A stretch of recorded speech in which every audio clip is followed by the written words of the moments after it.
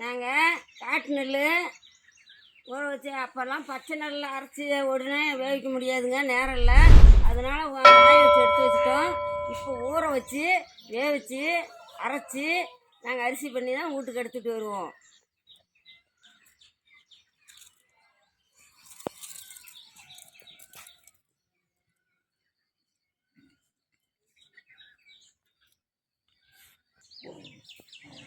பாருங்க, நல்லா ஊற வச்சுட்டோம். இப்படி பெரிய கொப்பரையில் ஊற வச்சு வேவிச்சு எடுத்து கொட்டி காய வைப்போம்.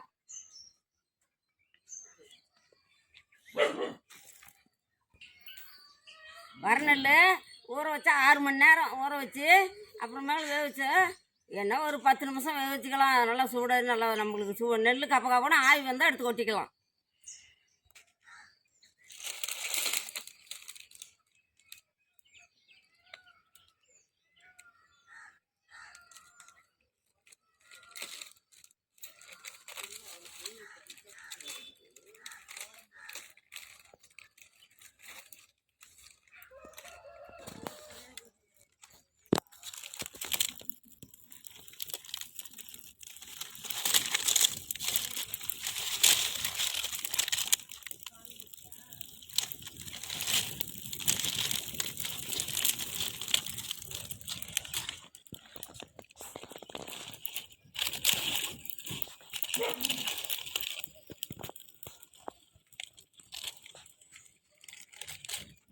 அது அள்ளிக்கட்டு இந்த மாதிரிங்க ஈர சாக்கு போய் நனைச்சி அது மேலே போட்டு மூடிட்டா கொஞ்சம் கப்புன்னு சீக்கிரம் வெந்து போயிரு நெல்.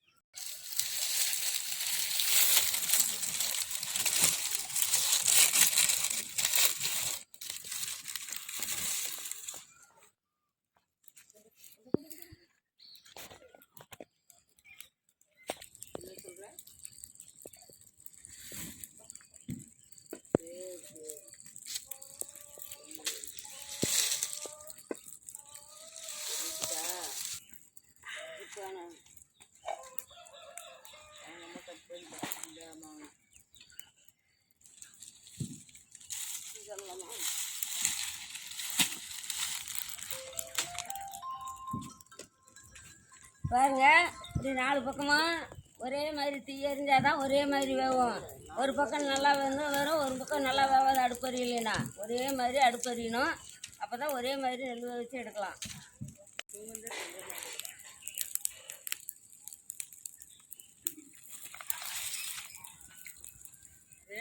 தெரியுதா உனக்கு நெல்?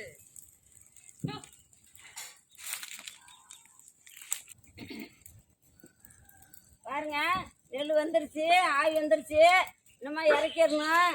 இப்படி பதமாக ஆவி வரக்குள்ளேயே எடுத்து கொட்டிக்கணும்.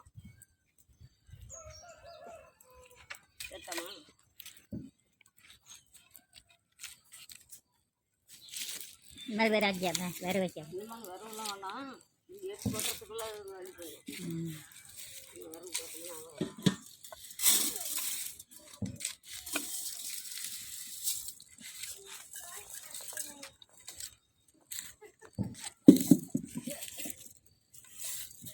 அது அண்ணன் கூட வேற அப்படி காமிச்சு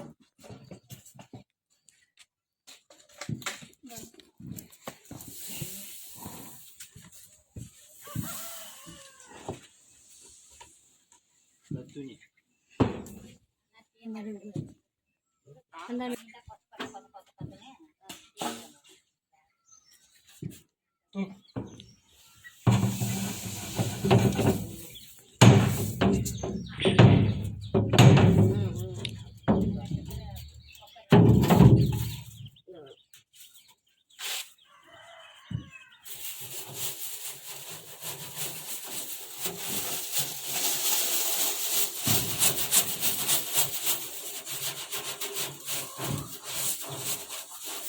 நெல் பாரு கப்ப கப்பன்னு ஆவி வந்ததை எடுத்து கொட்டிடணும்.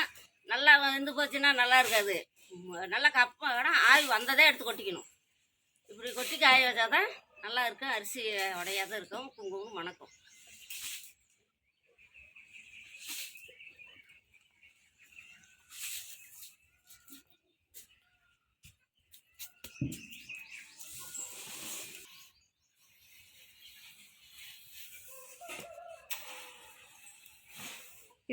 வேவிச்சு எடுத்து இதை எடுத்து நம்ம உட்டை கட்டி விட்டுறோம்னா ஒரு 10 நிமிஷம் அப்புறமேல உடச்சி விட்டுருணும். 10 நிமிஷம்னா அதுதான் கப்புன்னு அப்படியே கொஞ்சம் ஆவியாக அந்த 1-2 நெல் வாய் வெடிக்கணும். அப்போ எடுத்து உடச்சி விட்டு ஆற வச்சிடணும். இது ஒன்று ஆவி வந்திருக்கும், ஆவி வேவாக இருக்கும். அதுக்கு ஒரு 5 நிமிஷம்.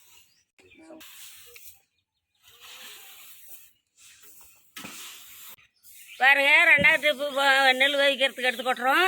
இந்த தண்ணி இப்படி கொஞ்சம் வடிச்சிட்டு கொப்பரையில் கொட்டி வேவிச்சா சீக்கிரம் ஒரே ஆவியில் வந்துடும்.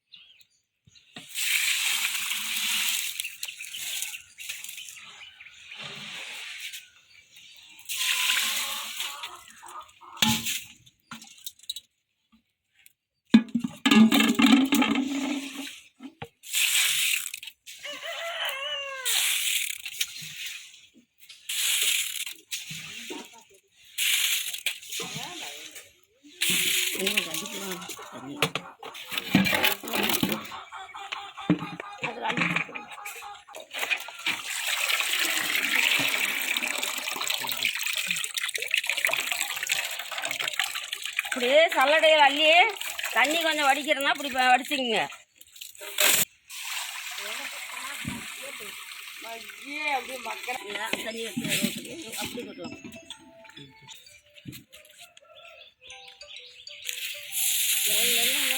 இப்போ அச்சியில் அரைச்சா இன்னும் அடிச்சிருந்தா யோசிச்சா இவ்வளோ யோசிக்கலாம்.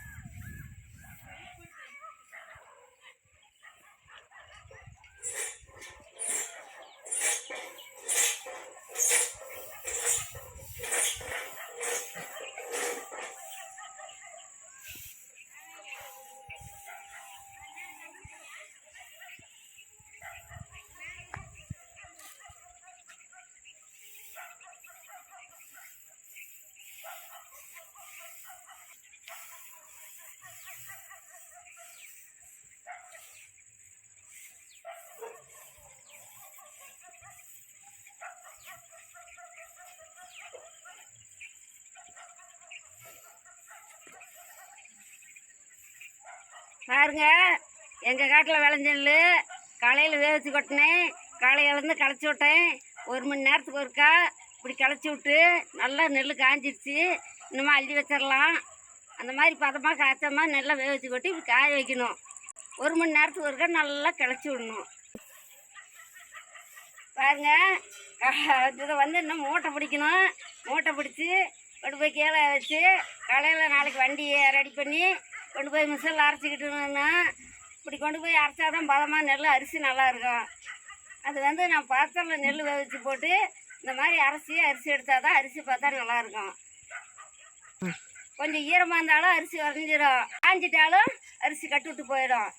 அந்த பதம் பார்த்து நல்லா கச்சமாக நெல் அரைச்சிக்கணும். இன்னைக்கு காஞ்சி போச்சு அள்ளி வச்சிருவேன். நாளைக்கு கொண்டு போய் வண்டி பிடிச்சி அரைச்சிட்டு வந்துடுவேன். அந்த மாதிரி அரைச்சாந்து வச்சுக்கிட்டா நம்மளுக்கு சாப்பாட்டுக்கு நல்லாயிருக்கும்.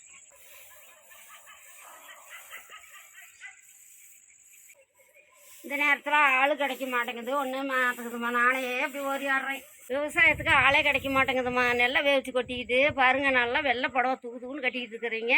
கலராகி போச்சு. என்ன பண்ணுறது? தினம் ஒரு புடவை கட்டினா கூட இப்படி கலராகிடுது.